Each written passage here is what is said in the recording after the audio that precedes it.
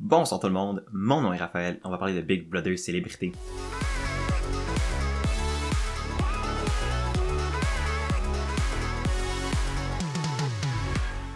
L'épisode 59 a été diffusé ce soir et on va s'en parler. L'épisode 59 qui marquait la compétition du veto la plus importante de la saison et qui allait couronner une deuxième personne finaliste. Donc on allait savoir l'identité de la deuxième personne se rendant dans le Final 3. J'avais très hâte à cette compétition-là parce que tout était sur la balance. Et donc, on va parler de l'épisode de ce soir, on va l'analyser et on va passer directement au cœur de la vidéo. L'épisode a commencé avec où on s'était laissé dans l'épisode d'hier, ce qui veut dire la convocation de Kim dans la cour. Elle s'est faite appeler pour prendre une décision qui allait peut-être changer le cours de la game. Et la décision en question, c'était de choisir la récompense supplémentaire à la compétition du veto. Donc, Kim avait l'option de choisir soit 2 lingots d'or ou 3 lingots d'or.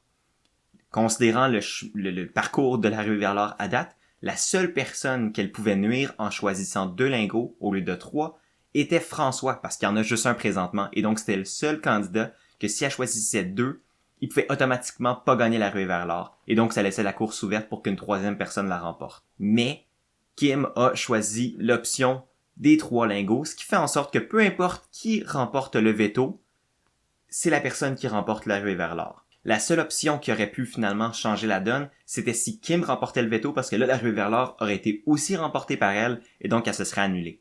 Mais sinon, peu importe qui remporte le veto, remporte aussi l'arrivée vers l'or. Ce qui fait en sorte que l'arrivée vers l'or a servi à strictement rien, en termes de résultats. Est-ce que ça a modifié certaines décisions dans les semaines passées? Oui. Mais au final, quand tu regardes le résultat, ça change absolument rien.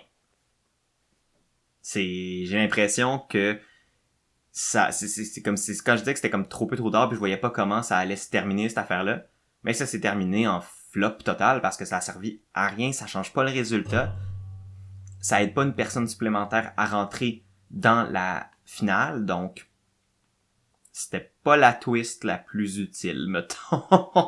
On aurait pu vivre sans et avoir le même résultat. Donc, c'est dommage parce que ça aurait pu amener quelque chose d'intéressant. Tu sais, s'il y avait juste un lingot en jeu, puis la course était encore grande ouverte, ça aurait peut-être rendu les choses plus complexes, mais je pense qu'il voulait éviter que quelqu'un se fasse éliminer par défaut parce que Kim remporte le patron de la maison. On va dire François remporte le veto. Et Jean-Thomas remporte l'arrivée vers l'or. Et donc, t'as juste Camille qui est pognée comme Siri dans Survivor puis qui se fait éliminer par défaut. Donc, je pense qu'on voulait éviter un scénario comme ça. Dans ce sens-là, je comprends. Mais ça reste que ça a servi strictement à rien. Donc ça, c'est dommage. Mais là, ça rajoute quand même un enjeu parce que la personne qui remporte le veto est garantie d'avoir sa place. Et va pouvoir choisir réellement qui va le rejoindre, lui ou elle, et Kim dans la finale. Ce que j'ai trouvé comique, c'est que pendant que Kim était dans le jardin pour faire sa décision, ben t'as François qui pour la 852e milliard 326 millions 684 322e fois de la semaine était paranoïaque. Et ça lui a fait réellement peur parce qu'il se demandait, ok, est-ce que c'est une twist qui va m'empêcher de faire partie de la finale? Est-ce que Kim va pouvoir prendre une décision pour me blindsider?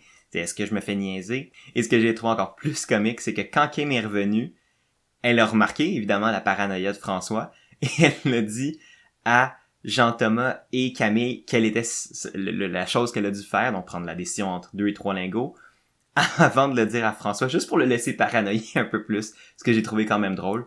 Mais elle y a quand même révélé, apparaît après dans la chambre du patron. Puis pour François, c'est parfait cette situation-là. Parce que ça fait en sorte que s'il remporte le veto, il n'y a plus à se soucier de rien. Parce que c'est la décision de qui va aller dans le Final 3 va reposer strictement entre ses mains. Fait que s'il remporte le veto, pour lui, c'est le scénario idéal. Il choisit qui veut amener. Fait qu'il a le luxe de choisir entre Jean-Thomas et Camille. Qu'est-ce qui est le mieux pour sa game à lui? Kim, rendu là, elle pourrait essayer de le convaincre de faire une autre chose. Mais techniquement, la décision finale est dans les mains de François. Ce qu'on a appris aussi, c'est que Kim va garder les nominations intactes. En même temps, c'est logique, ça surprend personne. François est son plus grand allié depuis plusieurs semaines maintenant. Ça serait complètement illogique qu'elle le mette en danger si elle remportait le veto. Donc, ça va être le statu quo. Fait que, dans le fond, François, contrairement à tout le monde, a 50% de chance de se rendre en finale, tandis que les autres ont juste 25% de chance.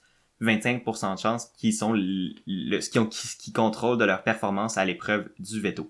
Et donc, on est directement passé à la compétition du veto parce que l'épisode n'a pas vraiment passé énormément de temps sur autre chose que la compétition du veto, dû à sa structure qui nécessitait que ça prenne beaucoup de temps.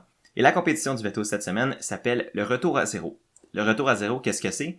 Dans le fond, c'est 2 espèces de gros labyrinthes verticaux où les joueurs vont devoir faire traverser une bille dans différentes poches numérotées de 1 à 10 et doivent manipuler un espèce de balancier pour faire amener la balle dans les trous requis. Et les balanciers sont contrôlés à l'aide de manivelles qui sont un peu instables. Cette épreuve-là, c'est une épreuve qu'on voit souvent à je sais pas tant si on le voit souvent à Big Brother, mais par contre, ce genre de puzzle-là, de comme labyrinthe vertical avec une bille, on le voit tout le temps à Survivor. Il y en a à peu près un par saison. C'est quasiment garanti. Donc, quand j'ai vu ça, j'étais super content pour Jean-Thomas parce que Jean-Thomas est un grand fan de Survivor. Il connaît ces challenges-là. Il les a probablement déjà vus à la télé des centaines de fois. J'exagère. Mais il sait c'est quoi. Il peut se préparer mentalement. Il en a déjà vu. Il sait peut-être comment les techniques de bras fonctionnent pour faire monter ta balle plus rapidement, plus efficacement. Donc moi, j'étais « Alright, Jean-Thomas, c'est ton épreuve. S'il y en a bien une que tu peux remporter, c'est celle-là parce que tu as de l'expérience.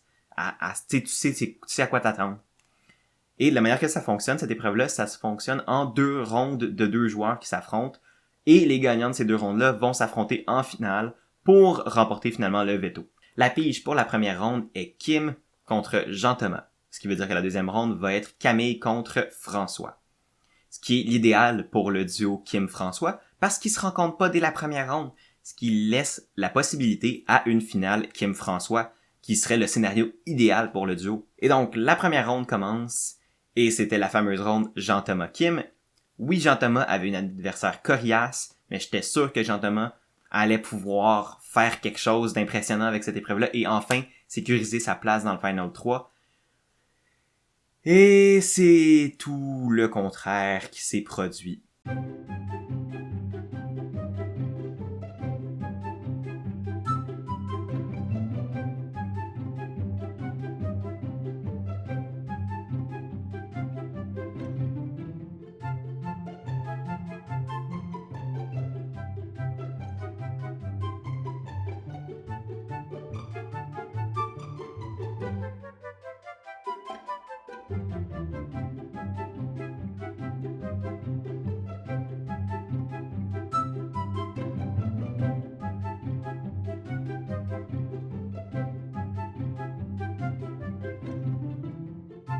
C'était pénible. Non, c'était de la torture psychologique regarder cette épreuve-là on était un partisan de Jean-Thomas. C'était un partisan de Kim, c'était de la fiesta. Mais être un partisan de Jean-Thomas pendant cette épreuve-là était démoralisant. Le gars était pourri! c'est tout! Il était poche. Il était pas bon. C'était dégueulasse. Sauvez-le quelqu'un. Et Kim, ça y a pris quelques essais comprendre la mécanique des manivelles, mais une fois qu'elle l'a compris, elle l'a complété à la vitesse de l'éclair. Et c'est Kim qui a remporté la première manche, donc elle a sa place en finale. Deuxième manche, c'est Camille contre François. Et dans cette ronde-là, on a le droit à une course beaucoup plus serrée parce que François et Camille se suivaient à peu près une balle tout le long, jusqu'à temps que Camille l'échappe genre à la balle 7 ou 8, au trou 7 ou 8, ce qui a permis à François de prendre le dessus qu'il n'a jamais perdu. Camille a jamais été capable de le rattraper, quoiqu'elle a fait un bel effort pour, mais elle n'a pas réussi. Et donc, François a gagné sa place pour la finale. Et la ronde finale, c'est François versus Kim, et on voit les deux célébrer, et ils sont super contents parce qu'ils savent ce que ça veut dire, et ce que ça veut dire, c'est que les deux ont leur place garantie en finale, parce que peu importe qui remporte le veto, si c'est Kim, elle va garder les nominations pareilles, donc François est pas sur le bloc, donc logiquement François fait partie de la finale, parce qu'il peut pas être éliminé cette semaine. Et si François gagne le veto, ben évidemment qu'il va garder les nominations intactes, il va pas aller se mettre sur le bloc lui-même. Je pense même pas qu'il peut dans les règlements. Donc, peu importe le résultat de cette épreuve-là, ça confirme que le duo Kim et François va se retrouver en finale.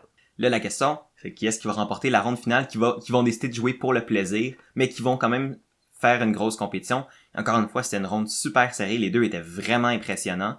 Tu vois qu'ils ont compris comment l'épreuve fonctionnait. Et finalement, c'est François qui a remporté le dernier veto de la saison, qui a garanti sa place par lui-même dans la finale, et qui remporte aussi conséquemment la ruée vers l'or, même si c'était celui qui était le dernier jusqu'à il y a une couple d'heures. C'est François qui a remporté le veto. Félicitations François, tu l'as mérité. Là, la question, c'est qu'est-ce qu'il va faire avec le pouvoir qu'il a cette semaine, donc celui d'être le seul vote d'élimination pour la semaine. Donc, c'est seulement François qui décide qui est-ce qu'il veut éliminer entre Camille et Jean-Thomas. Les scénarios peuvent il y en a pas des millions, il y en a deux. Est-ce qu'il garde Camille ou est-ce qu'il garde Jean-Thomas?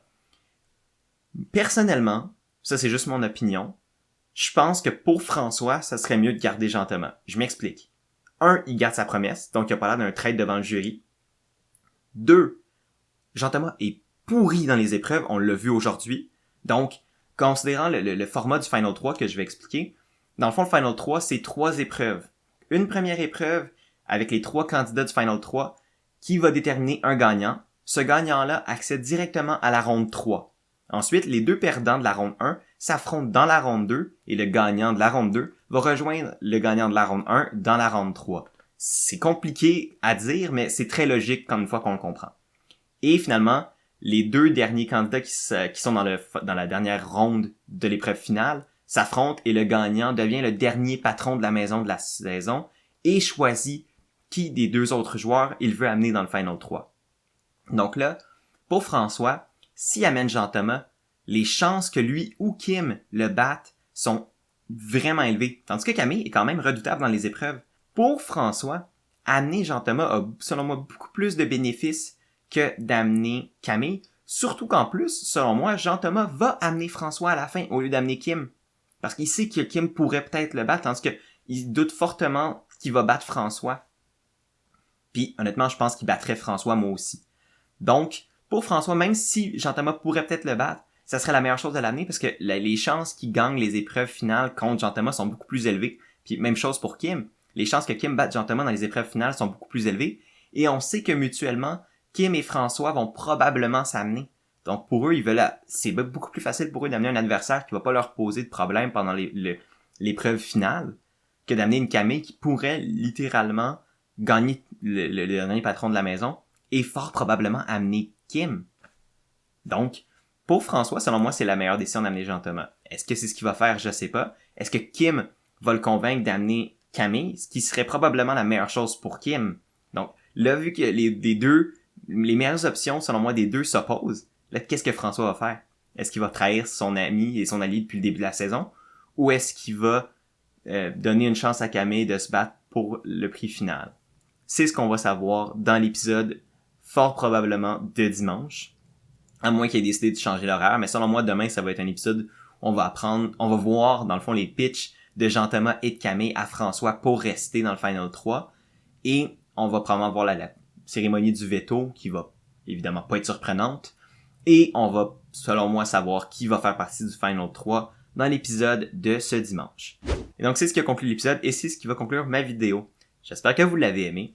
Si vous l'avez aimé, n'hésitez pas à aimer, partager, commenter, c'est vraiment apprécié. Si vous voulez plus de contenu comme ça, vous pouvez toujours vous abonner. Je fais des vidéos du lundi au vendredi et un live stream à tous les dimanches 3h où on parle de Big Brother Canada. Et si vous voulez la version audio de ces vidéos-là, elles sont disponibles sous la forme de podcast et tous les liens sont dans la description en bas. D'ici là, moi je vous dis à demain pour un nouvel épisode de Big Brother. Passez une très belle soirée. Prenez soin de vous. Et à la prochaine.